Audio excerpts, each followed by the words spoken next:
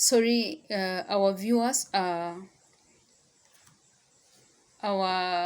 live broadcast was interrupted a bit. I received a phone call, but I'm sorry about that. We were talking about Kenya, Kenya as a country having experienced the election violence that was experienced in the year 2007.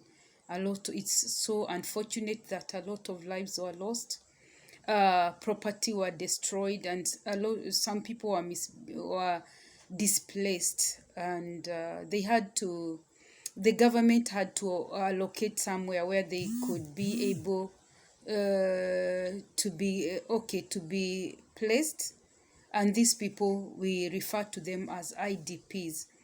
I want to appeal to all Kenyans during this year general election, that we are going to conduct ourselves in a discreet way.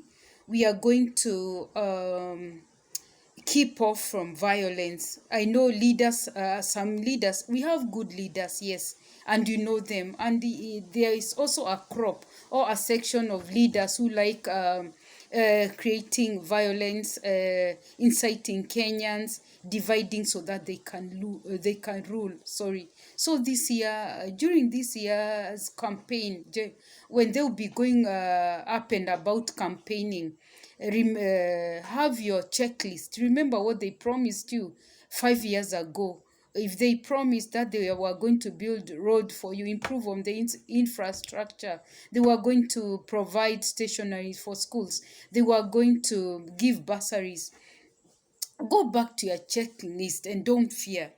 Go and find and be checking whether all the promises that they promised you, they were able to deliver. Were they there for you whenever you needed them? Did they include you in their style of leadership?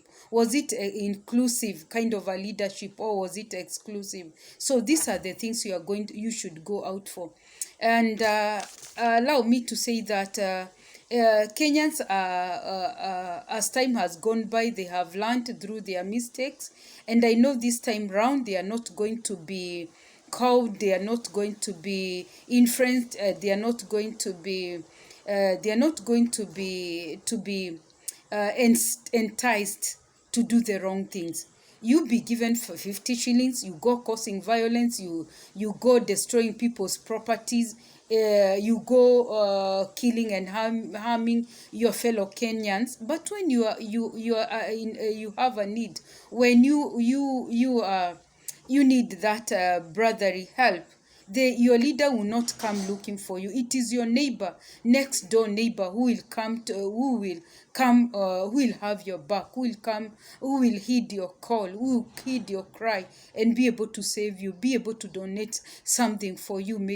If for instance, if you're looking for money to be taken to hospital to seek for medical, for you're going to seek for further medical advice, maybe in other countries, it is your next door neighbor who will do that. It is those people whom you see as enemies during the electioneering period. Remember to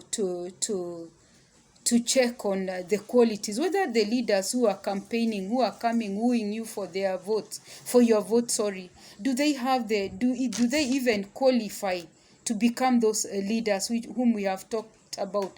Do they have the track record of being accountable, having integrity, being people who have your best interest at heart?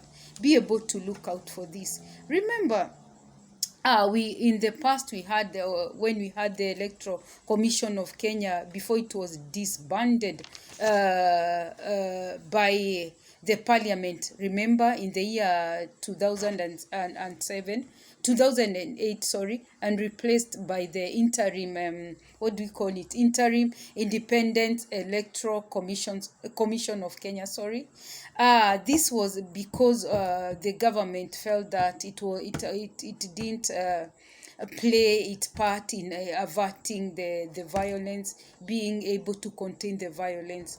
And if such things can happen, a body has to be disbanded in order to pave way for another one, so that it can be able to be on the lookout, to check, to contain the situation, the situation in our country. This is how serious the government can be. So may we be on the lookout. Remember to check on those qualities of a good leader. Be able to do your be able to go for what you believe. This is what this is the leader who qualifies to lead our constituency in the next 5 years. You don't have may we desist from going out for people from your community. The issue of an ethnicity is making our country to lag behind when it comes to the issues of development. Look, go for the leaders, whether he comes, he's a Turkana, he's a